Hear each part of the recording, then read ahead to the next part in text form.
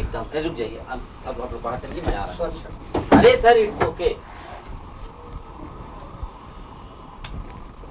Phone आपका silent है ना? फोन हमारा साइलेंट है, हम यहाँ चला लेंगे, परेशान ना हो। माइक ऑन है, हम स्क्रीन छूएंगे और आ जाएगा। आप कुछ बोलिए, हेलो बोलिए, अच्छा नॉर्मल। Hello hello hello. बस ठीक। माइक आपका रेड जल रहा है? हाँ रेड जल रहा है। यहाँ खोसे हैं क्या? ये सामने। चलिए ठीक है, आप एकदम किनारे हो जाइए, मैं बंद कर दे रहा हूँ, आप बिंदास आइए जाइए, कोई दिक्कत ठीक है।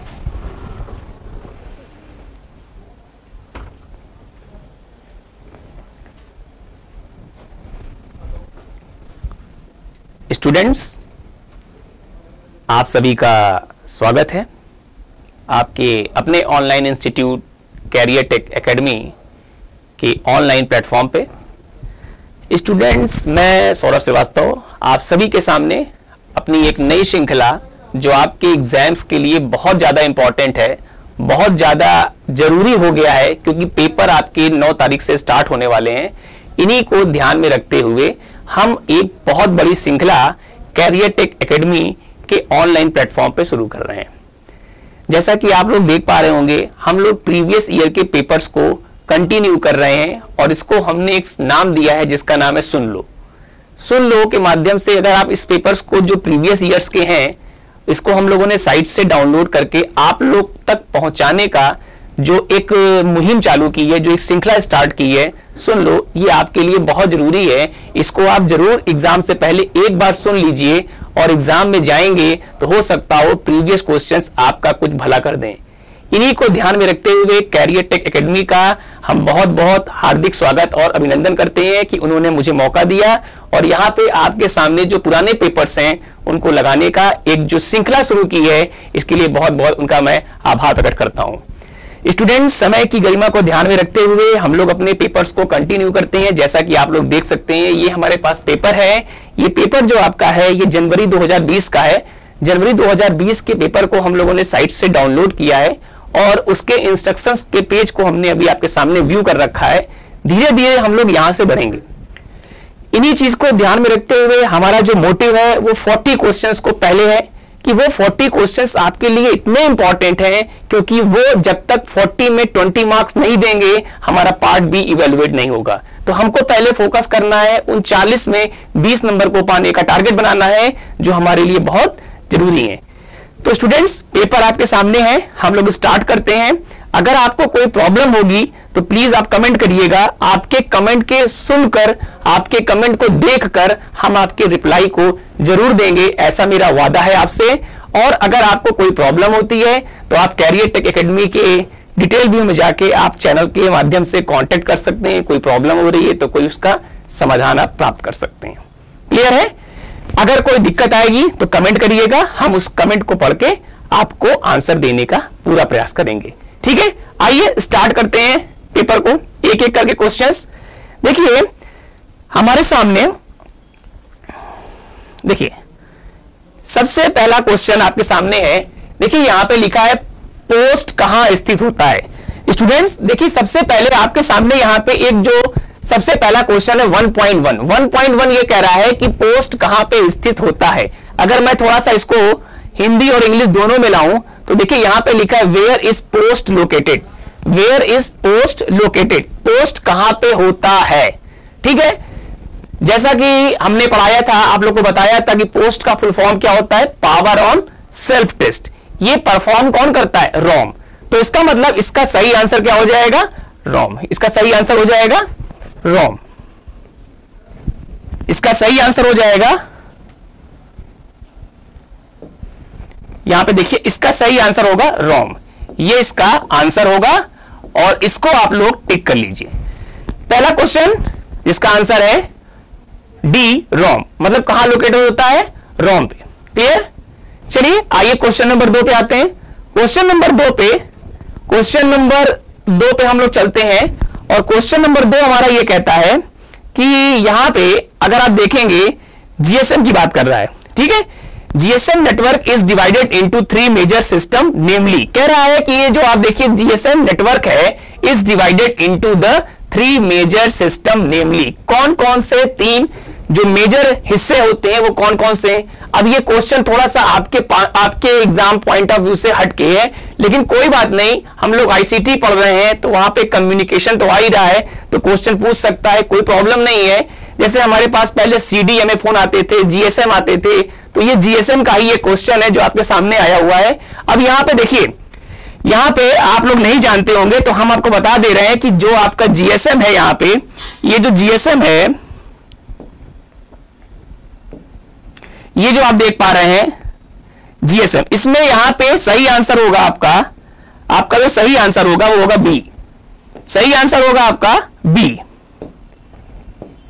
बी वाला आपका सही आंसर होगा BSS। पहला ऑप्शन यहां पे लिखा हुआ है ना, BSS एक है, दूसरा लिखा हुआ है BSc और तीसरा लिखा हुआ है MSc, बेस स्टेशन सब सिस्टम। BSS का फुल फॉर्म होता है बेस स्टेशन सब सिस्टम, और दूसरा जो लिखा है BSc, इसका होता है बेस स्टेशन कंट्रोलर, और तीसरा जो होता है MSc, जिसको हम लोग बोलते हैं मोबाइल स्विचिंग सेंटर। तो ये तीन अहम हिस्से होते हैं हमारे इसके GSM के, तो इसका सही आंसर बनेगा बी। नोट कर लीजिए। को अगर हम लोग चले यहां पे थोड़ा सा अपने अगले क्वेश्चंस पे, तो अगला क्वेश्चन हमारा बनता है यहां पे जो 1.3 है। 1.3 को देखिए, यहां पे लिखा हुआ है which of the following platform does not CHK DSK run on. मतलब यहां पे ये कह रहा है कि कहां पे CHK DSK रन करता है। यहां पे ध्यान दीजिएगा, यहां पे आपके सामने ये देखिए, यहां पे एक बड़ा वर्ड लिखा हुआ है platform does CHK DSK runs on. तो कहां कहां पे करेगा, देखिए CHK DSK check disk command होता है जो हमारा यहां पे चलेगा, ये आपका होगा, इसका सही आंसर बनेगा आपका ये ऑप्शन आपके सामने दिया हुआ है, पहला दिया है विंडोज, मैक OS X और लाइनेक्स। तो लाइनेक्स में नहीं होगा, यहां पे जो चलेगा उसका सही आंसर होगा, आपका सही आंसर बनेगा D, MS DOS, Microsoft disk operating system. और आपका जो ये विंडोज NT है, new technology, Windows NT, Windows new technology, जहां NT का मतलब होता है बेस्ड ऑपरेटिंग सिस्टम में आपके चलेगा। ठीक है, तो इसका सही आंसर होगा डी। इसको आप लोग देखते चलिए, नोट करते चलिए। हो सकता हो जो आपके पास बुक हो उसमें टाइपिंग मिस्टेक हो गई हो, कोई गलती हो गई हो, उसका ध्यान मत दीजिएगा। जो हम यहां पे लगा रहे हैं, जो आंसर टिक कर रहे हैं, वो आंसर आपके लिए बहुत जरूरी है। इनको माइंड में सेटअप कर लीजिए एकदम, कि क्वेश्चन अगर यही रिपीट हो जाए तो हमको आंसर लगाने में 5 सेकंड का भी समय नहीं लगना चाहिए, क्योंकि ये पेपर आपके लिए ही लगाए जा रहे हैं। ठीक है, आइए अगले क्वेश्चन की ओर बढ़ते हैं। अगला क्वेश्चन आप देखेंगे तो 1.4, देखिए 1.4 क्या कह रहा है।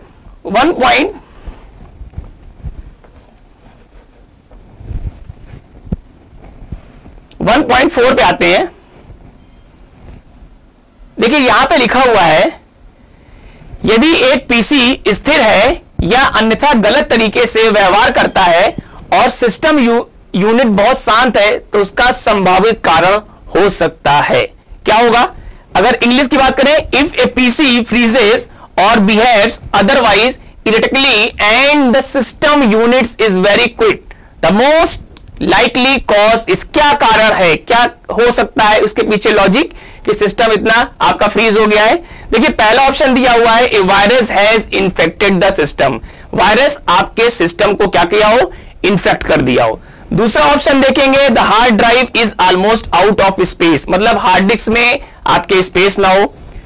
तीसरा यहां लिखा है सीमॉस, सीमॉस का फुल फॉर्म होता है कंप्लीमेंट्री मेटल ऑक्साइड सेमीकंडक्टर। ठीक है, तो एग्जाम में ये पूछ सकता है, ये आपका मदरबोर्ड होता है, मदरबोर्ड में एक बैटरी लगी होती है जिसको हम लोग बोलते हैं सीमॉस सेल, फुल फॉर्म होता है complementary metal oxide semiconductor. CMOS RAM is failing, ये भी कारण है।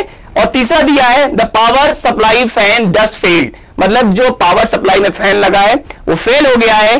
तो इसका सही आंसर बनेगा ए, इसका सही आंसर बनेगा ए। इसी कारण वायरस आपके जो कंप्यूटर सिस्टम है उसको फ्रीज कर देगा, क्योंकि वायरस का जो फुल फॉर्म होता है वो होता है vital information resource under seize, वो फ्रीज कर देता है, जाम कर देता है, ब्लॉक कर देता है सर्विसेज को। ठीक है, तो इसका सही आंसर होगा आपका ए वाला। क्लियर? आइए आगे बढ़ते हैं, अगला क्वेश्चन लेते हैं हम लोग 1.5 में अगर चलते हैं तो यहां पे थोड़ा ध्यान देना पड़ेगा। 1.5 में लिखा हुआ है डेटा की संरचना या प्रारूप को संदर्भित करता है जिसका अर्थ है कि वे किस क्रम में प्रस्तुत किए जाते हैं।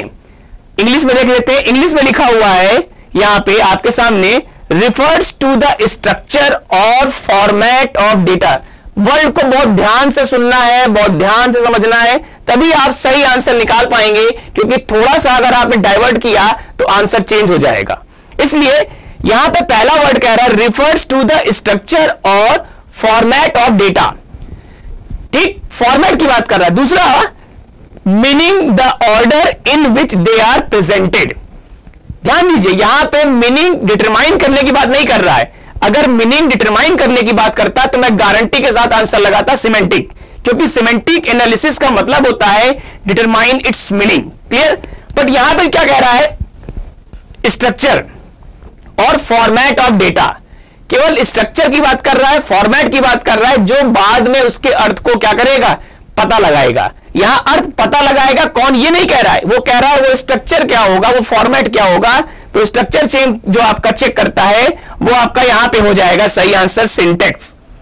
इसका सही आंसर होगा सिंटैक्स,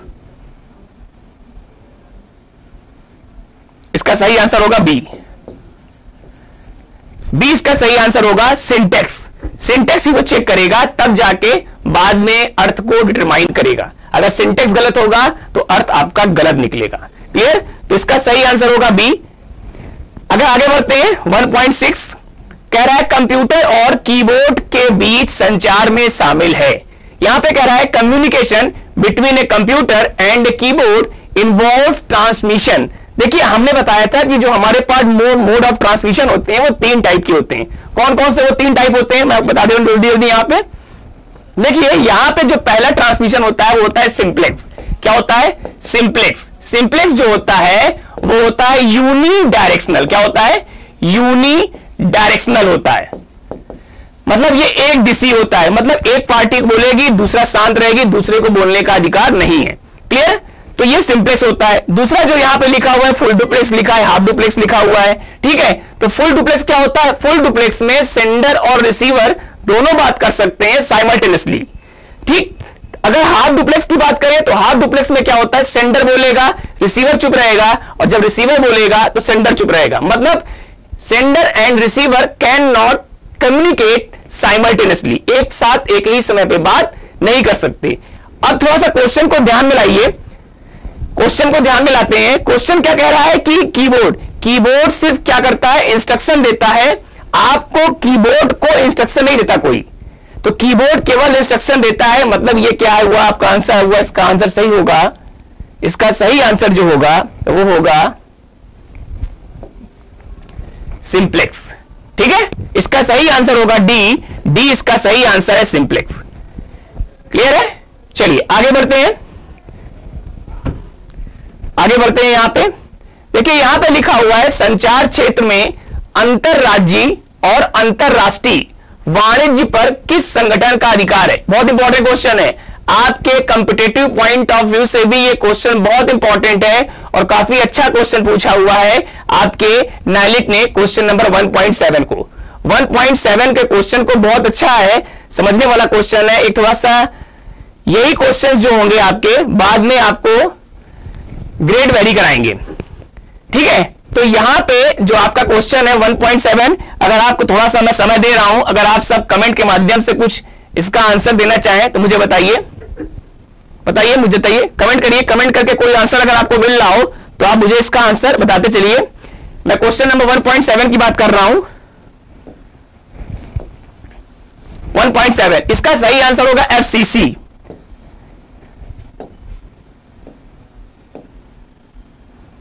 इसका सही आंसर होगा एफसीसी। एफसीसी इसका सही आंसर है, ठीक है। तो एफसीसी यहां पे आप लोग टिक कर लीजिए, कोई दिक्कत हो बताइएगा, ठीक है। इसका फुल फॉर्म होता है फेडरल कम्युनिकेशन और कमीशन। यहां पे एफसीसी इसका सही आंसर होगा सी वाला, federal communication commission is the right answer. ये इसका सही आंसर है। बहुत अच्छा क्वेश्चन है, एग्जाम में पूछ सकता है दोबारा भी। ठीक है, आइए आगे बढ़ते हैं नेक्स्ट क्वेश्चन की तरफ।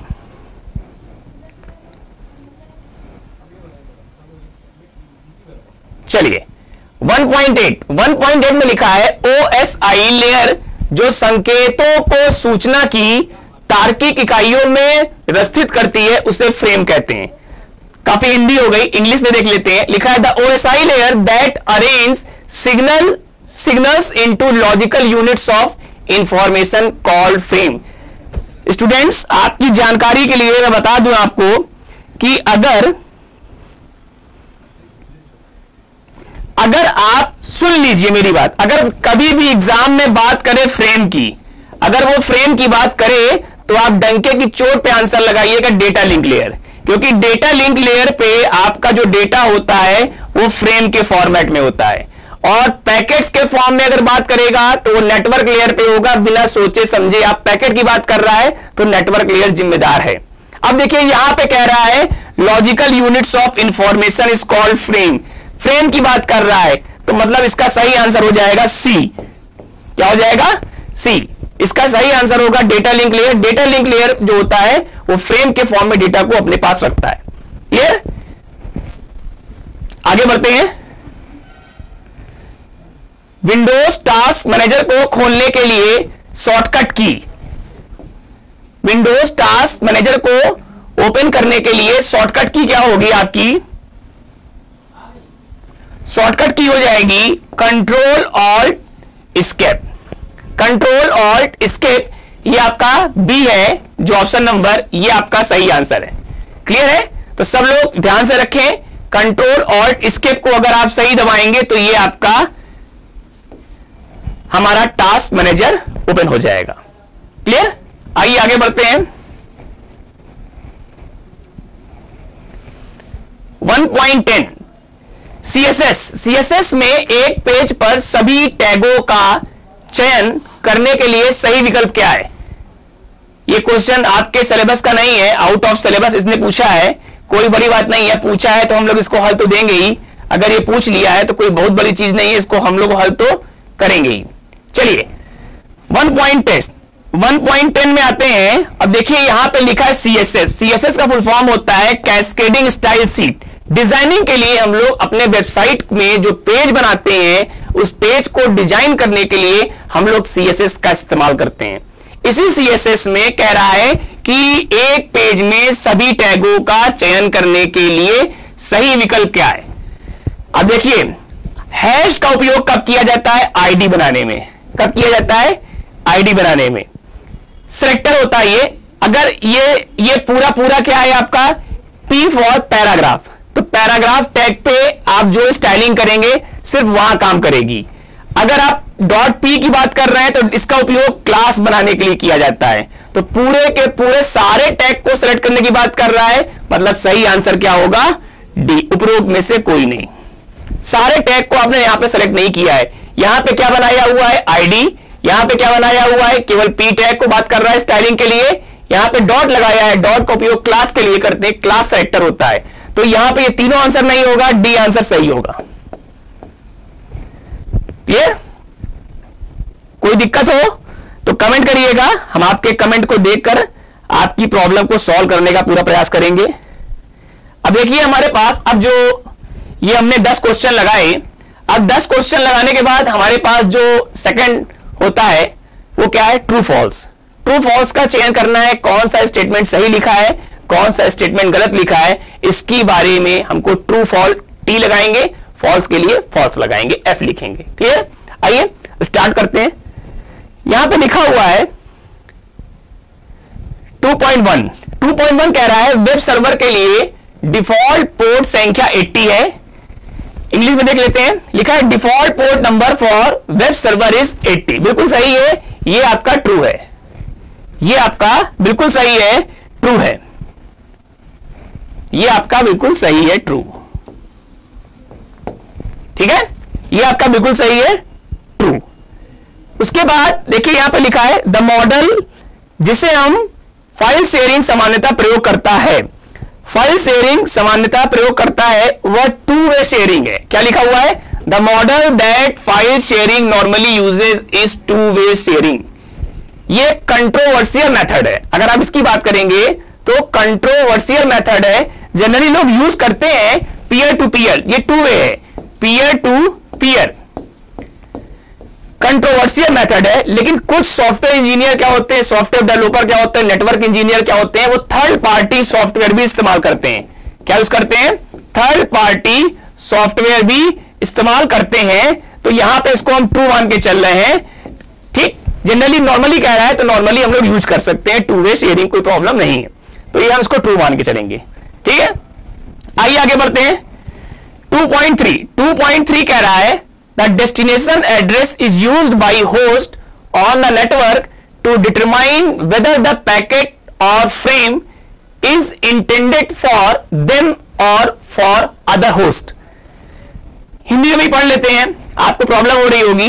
लिखा है गंतव्य पते का उपयोग नेटवर्क पर होस्ट द्वारा यह निर्धारित करने के लिए किया जाता है कि पैकेट या फ्रेम उनके लिए है या अन्य होस्ट के लिए। बात कर रहा है यहां पे डेस्टिनेशन एड्रेस की। यहां पे वो आपसे बात कर रहा है, डेस्टिनेशन एड्रेस की। ध्यान दीजिए, यहां पे बात कर रहा है डेस्टिनेशन की, तो बिल्कुल सही है, ये बिल्कुल सही है, कोई प्रॉब्लम नहीं है इसमें, आप बिल्कुल सही है, आप इसको 2 लगाइए। फिर यहां पे अगर हम लोग चलना चाहें आगे की तरफ,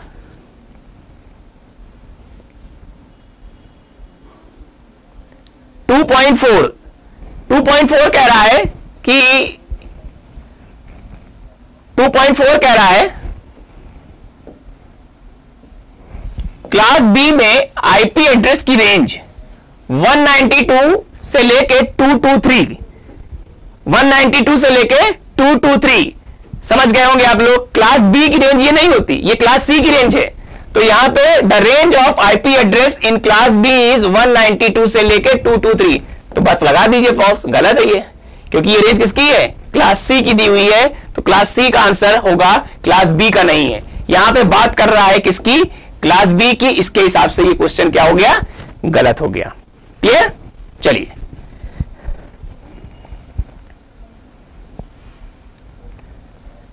अगला क्वेश्चन है। यहां पे अगला क्वेश्चन ये लिखा हुआ है you can prevent spyware from accessing your computer by keeping your computer password protected. Hindi में देख लेते हैं 2.5 को। आप अपने कंप्यूटर के पासवर्ड को संरक्षित करके, स्पाईवेयर लिख गया है, यहां पे लिखा होना चाहिए था थोड़ा सा स्पाईवेयर, ये आपका मीनिंग है, वो स्पाईवेयर लिख गया है। ठीक है, सही लिखा हुआ है। स्पाईवेयर को अपने कंप्यूटर तक पहुंचने से रोक सकते हैं। अरे पासवर्ड सिक्योरिटी के लिए लगाते हैं भैया, स्पाईवेयर्स तो आपके माध्यम के कहीं भी से आ सकते हैं। ठीक है, तो हम यहां पे स्पाईवेयर क्या है? वो थ्रेड्स होते हैं। ठीक है ना, स्पाईवेयर क्या होते हैं? कंप्यूटर थ्रेड्स होते हैं। तो वो पासवर्ड्स को संरक्षित करके, सेंटेंस थोड़ा पढ़िए, सेंटेंस थोड़ा यहां पे आप पढ़िए। यहां पे बात कर रहा है पासवर्ड को संरक्षित करके स्पाईवेयर को अपने कंप्यूटर तक पहुंचने से रोक सकते हैं, ऐसा नहीं है, फॉल्स है ये। ठीक है, आगे बढ़ते हैं, आगे बढ़ेंगे। 2.6 bar code reader is used and input device. बिल्कुल सही जवाब है। आप लोग शॉपिंग मॉल में जाते होंगे, वहां बिलिंग चलती है, बिलिंग करते हैं, तो वो जो आपका काउंटर पे बैठा हुआ जो भी वहां का एम्प्लॉई है, वो बिलिंग करने के लिए एक मशीन यूज करता है, और आपके बार कोड जो आपका प्रोडक्ट है उस पर स्टिकर लगा हुआ है, उस पर लंबी लंबी मोटी और पतली लाइन खींची हुई है, उन्हीं लाइंस को वो रीड करता है। तो बार कोड रीडर जो है वो बिल्कुल सही है, वो इनपुट डिवाइस है। तो इसका सही आंसर जो है वो बिल्कुल सही है, बार कोड रीडर आपका सही है, ट्रू है। ठीक है, आगे आप चलेंगे।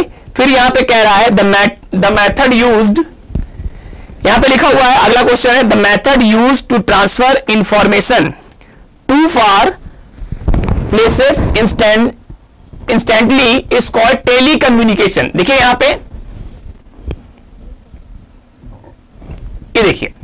यहां पे लिखा है the method use to transfer information to far of places instantly, तुरंत, इज कॉल्ड टेली कम्युनिकेशन। बिल्कुल सही है, हिंदी में पढ़ लेते हैं, देख लीजिए। सूचना को तुरंत दूर के स्थानों पर, यहां बात समझिए, दूर के स्थानों पर स्थानांतरित करने के लिए उपयोग की जाने वाली विधि को दूर संचार कहते हैं। ये ट्रू है।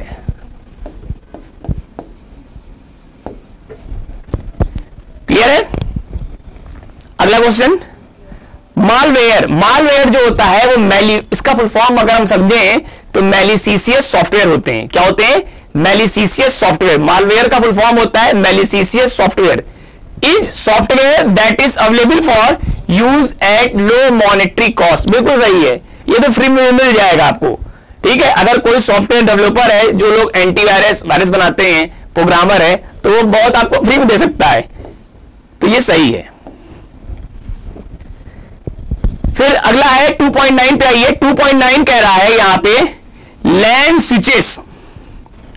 Switches work on data link layer.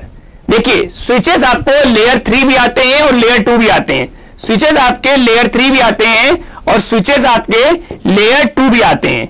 जो लेयर 3 स्विचेस होते हैं, लेयर 3 स्विचेस जो होते हैं वो नेटवर्क लेयर पे काम करते हैं। हो सकता है वो राउटर से भी महंगे मिले। ठीक है, तो स्विच आपको लेयर 2 के भी मिलेंगे, लेयर 3 के भी मिलेंगे। यहां पे वो बात कर रहा है लैन स्विचेस, लोकल एरिया नेटवर्क। ठीक है, लोकल एरिया नेटवर्क की बात कर रहा है, मतलब लैन स्विचेस की बात कर रहा है, works on data link layer. तो ये यहां पे सही है, इसका सही आंसर होगा ट्रू। ठीक है, आगे बढ़ते हैं। अगला क्वेश्चन लिखा हुआ है यहां पे 2.10। 2.10 में क्या है? 1 GB is equal to 1050 megabytes. हमको लगता है कि इसका आंसर आप सभी जानते होंगे, क्योंकि 1 GB जो होता है वो होता है 1024 MB। यहां कितना लिखा हुआ है? यहां पे जो मान दिया हुआ है वो 1050 दिया है। इसका मतलब ये क्या है? रॉन्ग है, मतलब इसका सही आंसर होगा फॉल्स। क्लियर? तो मैं समझता हूं कि 20 क्वेश्चन आपने परफेक्ट कर लिए होंगे और थोड़ा सा आपको अच्छा भी लग रहा होगा। अब थोड़ा सा आगे बढ़ते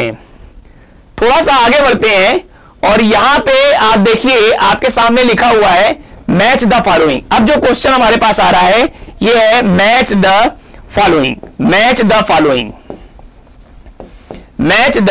फॉलोइंग करना है। ठीक है, तो ये आपके सामने मैच द फॉलोइंग का हिंदी वर्जन है और मैं अभी आपके सामने मैच द फॉलोइंग का थोड़ा सा यहां पे इंग्लिश वर्जन ले आता हूं।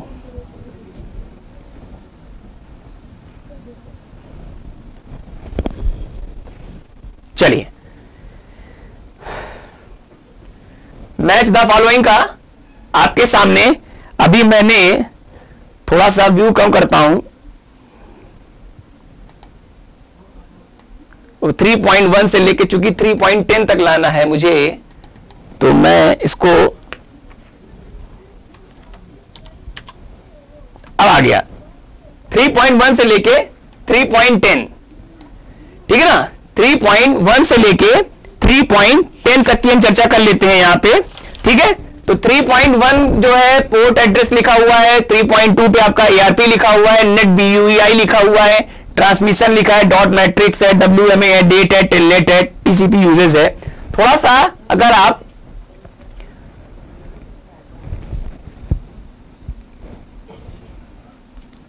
एक्चुअली व्यू क्या है, मैं बड़ा कर दूंगा तो आपको नीचे के ऑप्शन नहीं दिखेंगे, मुझे बार बार ऊपर नीचे करना पड़ेगा कुछ। चलिए आइए, ये सही है। एक कॉलम आपके पास X है, एक कॉलम आपके पास Y है, और आपको पोर्ट एड्रेस दिख रहा होगा, ARP दिख रहा होगा, नेट BUEI दिख रहा होगा, ट्रांसमिशन मीडिया दिख रहा होगा, डॉट मैट्रिक्स, WMA। चलिए, हो जाएगा, कोई प्रॉब्लम नहीं है, हम लोग ऊपर नीचे करके आंसर लगा लेंगे और मैं आंसर लिखता चलूंगा बगल में, मैं बगल में आंसर लिखता चलूंगा, आप लोग नोट करते रहिएगा। क्लियर? चलिए, ये आपके सामने पूरा जो हमने यहां पे व्यू रखा है 3.10 तक का, वो आपका चलिए यहां से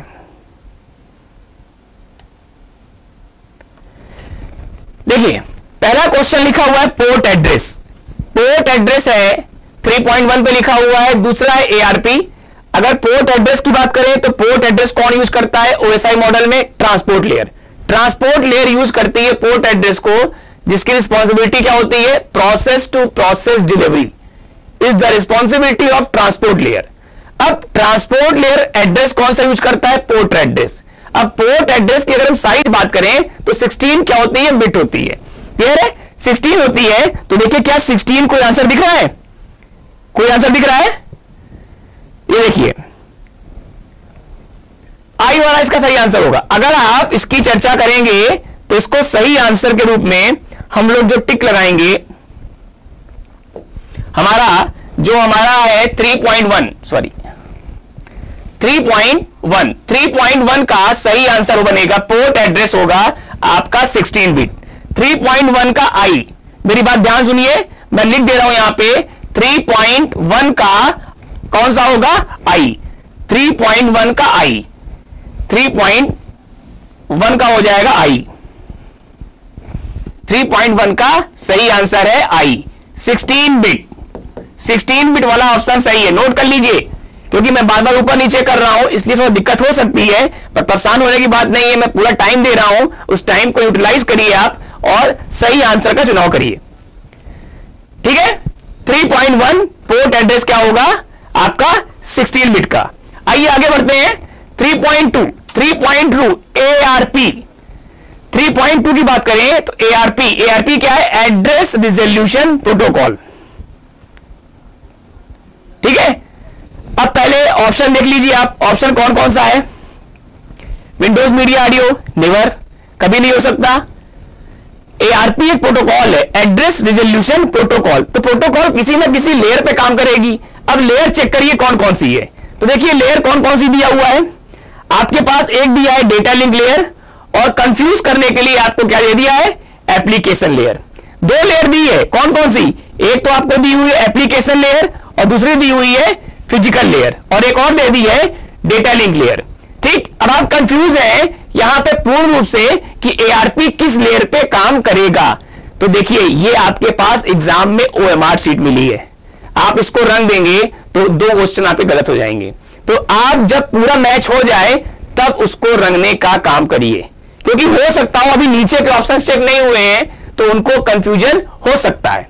इसलिए मेरी आपसे रिक्वेस्ट है, जब आप पूरे 3.1 से लेके 3.10 पूरे जो ऑप्शंस है उसको मैच करा लीजिए, तब आप बबल करना स्टार्ट करिए।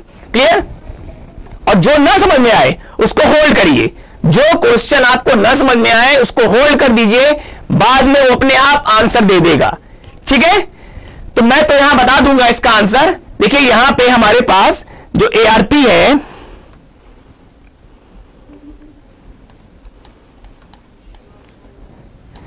ARP इसका सही आंसर होगा डेटा लिंक लेयर। ARP का सही आंसर होगा डेटा लिंक लेयर।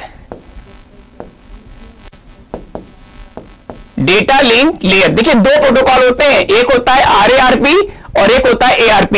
ARP का फुल फॉर्म होता है एड्रेस रिजोल्यूशन प्रोटोकॉल, और RARP का फुल फॉर्म होता है RARP, इसका फुल फॉर्म होता है रिवर्स एड्रेस रिजोल्यूशन प्रोटोकॉल। ये दोनों प्रोटोकॉल है। ARP क्या करता है? IP to MAC, और ये इसका उल्टा है, MAC to RP, MAC to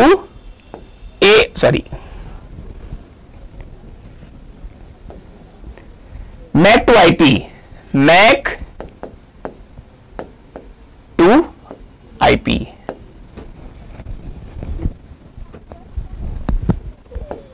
MAC to IP, ये 2 प्रोटोकॉल हैं। ठीक है? तो इसका सही आंसर बनेगा ARP का data link layer.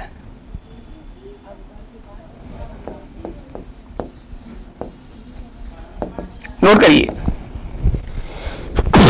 Sorry,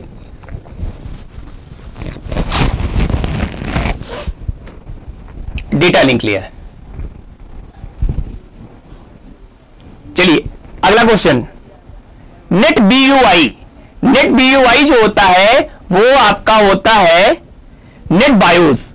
net बीयूआई जो होता है वो होता है नेट बायोस। यहां पे देखेंगे तो ये नेट बायोस है, इसका सही आंसर होगा नेट बायोस। इसका सही आंसर होगा 3.3 का होगा जी, इसका सही आंसर बनेगा जी, नेट बायोस। क्लियर? अगला क्वेश्चन लिया जाए, अगला क्वेश्चन लिया जाए। यहां पे लिखा है transmission media are directly controlled by. मैंने पढ़ाते वक्त एकदम स्पष्ट बताया था कि transmission of bits into transmission media is the responsibility of physical layer. तो बस बात किसकी कर रहा है? ट्रांसमिशन मीडिया की। ट्रांसमिशन मीडिया की बात कर रहा है। फिजिकल लेयर आपको दिख रहा है एच नंबर का है, लगा दीजिए, मैच करा दीजिए। यहां पे मैच करा दीजिए बिना टाइम आप स्पेंड किए। यहां पे आप मैच करा दीजिए। इसका सही आंसर होगा फिजिकल लेयर। क्या होगा? Physical layer is the right answer, मतलब एच वाला। क्लियर?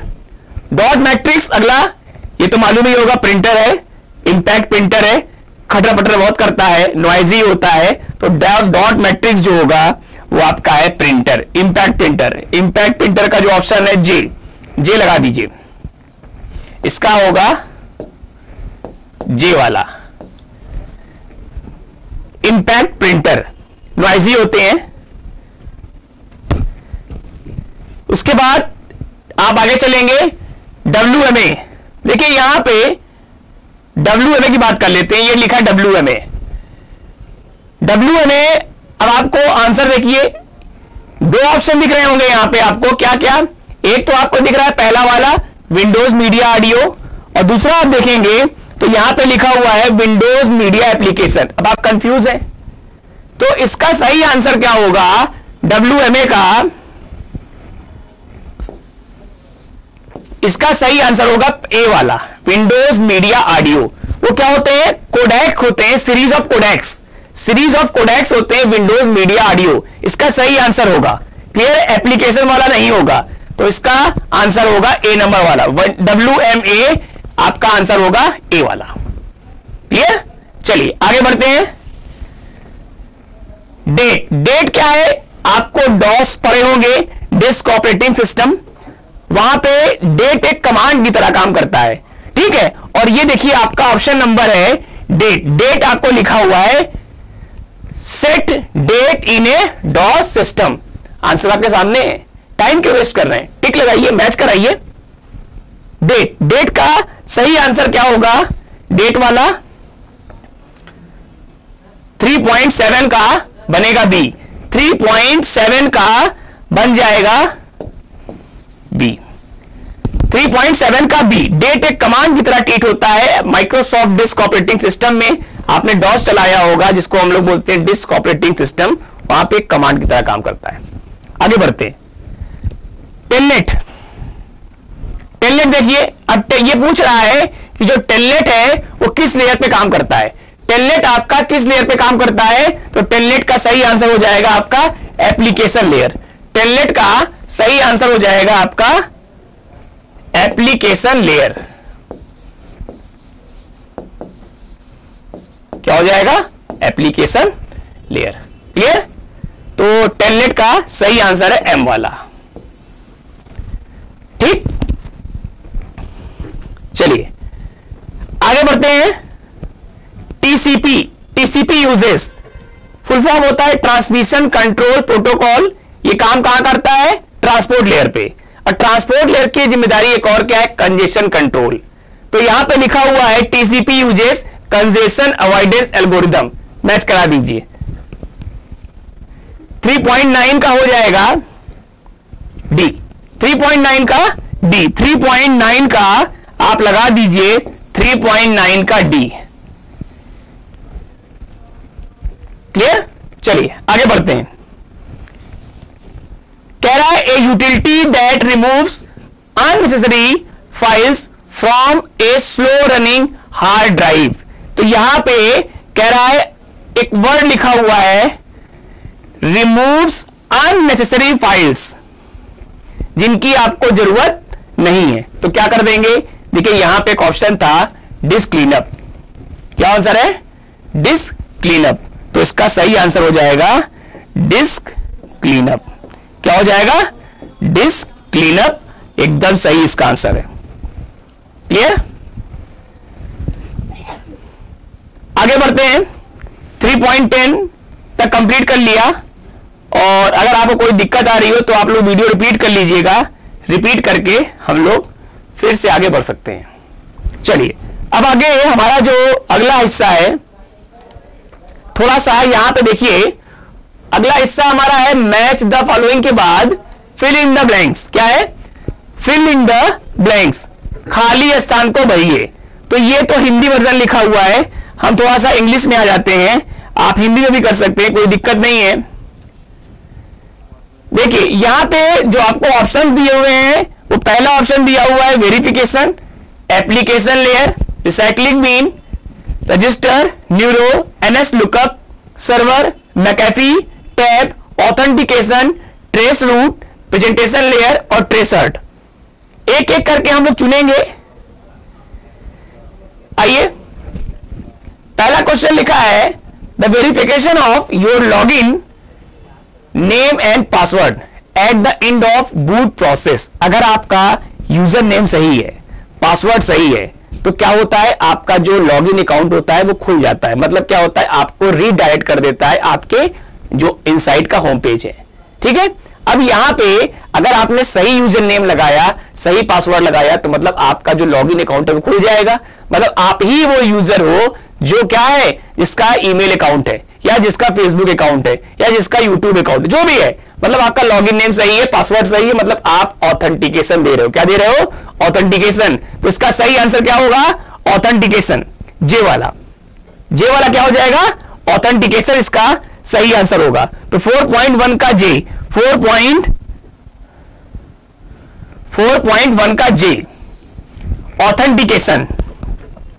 क्लियर? आइए बढ़ते हैं आगे। आइए आगे बढ़ते हैं। 4.2 इज द 4.2 है is a faster memory than RAM. देखिए रैम क्या है? Main memory. मेन मेमोरी से फास्टर क्या हो सकती है? या तो कैश मेमोरी होगी, और कैश मेमोरी से फास्टर क्या होगा? रजिस्टर। कंप्यूटर में सबसे फास्टेस्ट मेमोरी जो है वो क्या? रजिस्टर है। तो रजिस्टर आपका सही आंसर होगा। अगर रजिस्टर ऑप्शन में है, बिल्कुल है, डी वाला आंसर है आपका। डी वाला जो ऑप्शन होगा वो आपका क्या है? डी वाला ऑप्शन जो है रजिस्टर है। इसको हम लोग यूज करेंगे कहां पे? अपने 4.2 का सही आंसर बन जाएगा बी। 4.2 का सही आंसर बनेगा बी। क्लियर? चलिए आगे बढ़ते हैं। A computer that provides services to other computer programs in the same computer और अदर कंप्यूटर इज ए। आइए आंसर देखते हैं इसका आंसर। देखिए पहले तो चेक करिए कौन कौन से हो सकते हैं, क्या क्या हो सकते हैं, उसके बाद आगे बढ़ेंगे। लिखा हुआ है इज ए, यहां पे देखिए, a computer that provides services. क्या करेगा? सर्विसेज प्रोवाइड कराएगा to other computer programs in the same computer और अदर कंप्यूटर, या तो उसी कंप्यूटर को या तो दूसरे को। आपने पढ़ा होगा क्लाइंट। क्लाइंट क्या होता है? जो रिक्वेस्ट करता है। और सर्वर क्या होता है? जो रिप्लाई देता है। तो रिप्लाई देने का मतलब क्या है? आपको सर्विस कौन देगा? सर्वर। तो इसका सही आंसर क्या हो जाएगा? सर्वर। क्या हो जाएगा? जी वाला इसका सही आंसर हो जाएगा। क्लियर? आगे बढ़ते हैं। 4.4 मैं इस पर टिक कर देता हूं, एक बार आप लोग लिख लीजिएगा। इसका सही आंसर हो जाएगा सर्वर। क्लियर? नोट कर लीजिए। आगे बढ़ते हैं।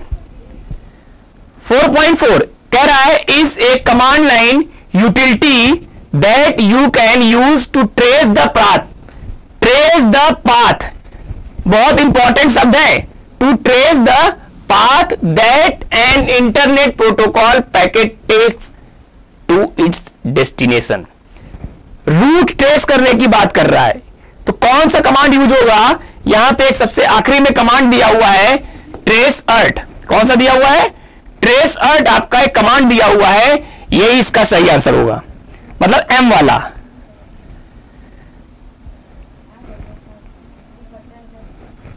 m वाला, ठीक है, रूट ट्रेस करने की बात कर रहा है, इसका सही आंसर होगा m वाला।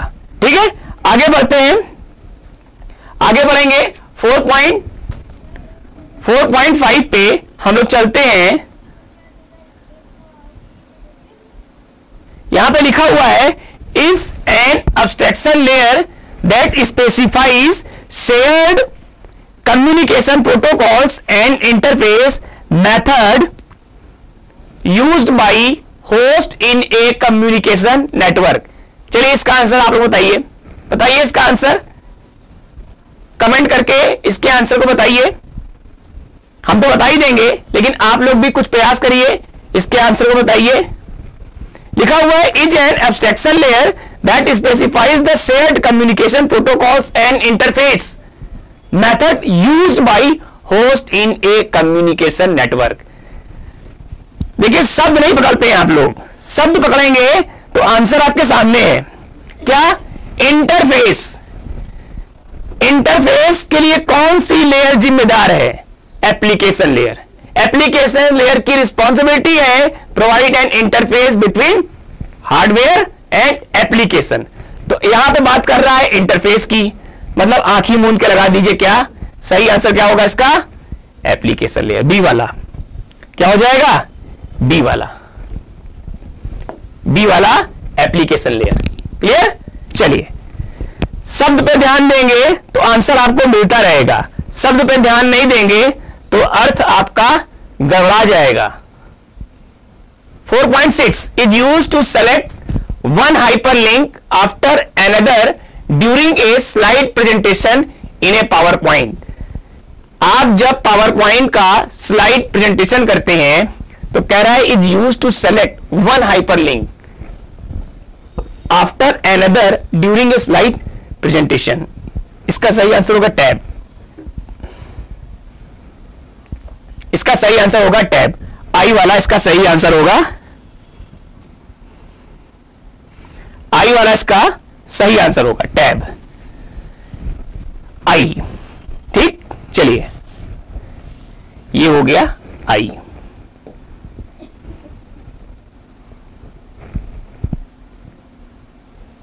आई वाला क्लियर। अगला लिखा हुआ है 4.7 is a burning software.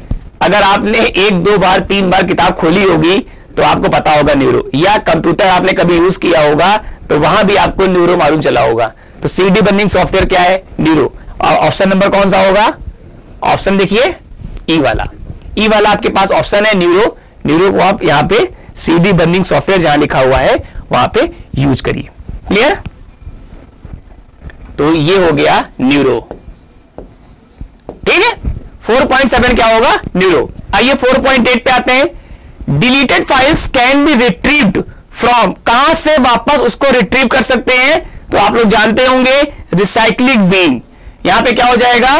Recycling बिन आपका सही आंसर हो जाएगा। क्लियर है? रिसाइक्लिंग बिन, रिसाइक्लिंग बिन आपका सही आंसर हो जाएगा। ऑप्शन नंबर होगा, ऑप्शन नंबर बनेगा आपका सी, ऑप्शन नंबर बनेगा सी, ऑप्शन नंबर है सी। सी है, ई नहीं है, ई नहीं है, सी है, सी सी। चलिए आगे बढ़ते हैं। Is a type of antivirus program. इनमें से कौन सा एंटीवायरस प्रोग्राम है? तो यहां पे ऑप्शन होगा मैकेफी। क्या होगा? मैकेफी। आपका सही होगा ऑप्शन एच वाला। तो यहां पे हम लोग एच लिख लेते हैं।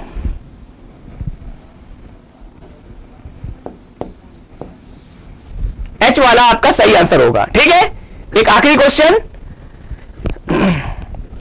आखिरी क्वेश्चन ये कह रहा है commands is a network utility program use to obtain information about internet server. तो यहां पे आपके पास एक कमांड दिया हुआ है जिसका नाम है एनएस लुकअप।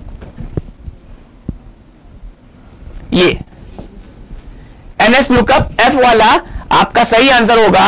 और यहां पे आप टिक कर दीजिए अपने 4.10 को इसमें।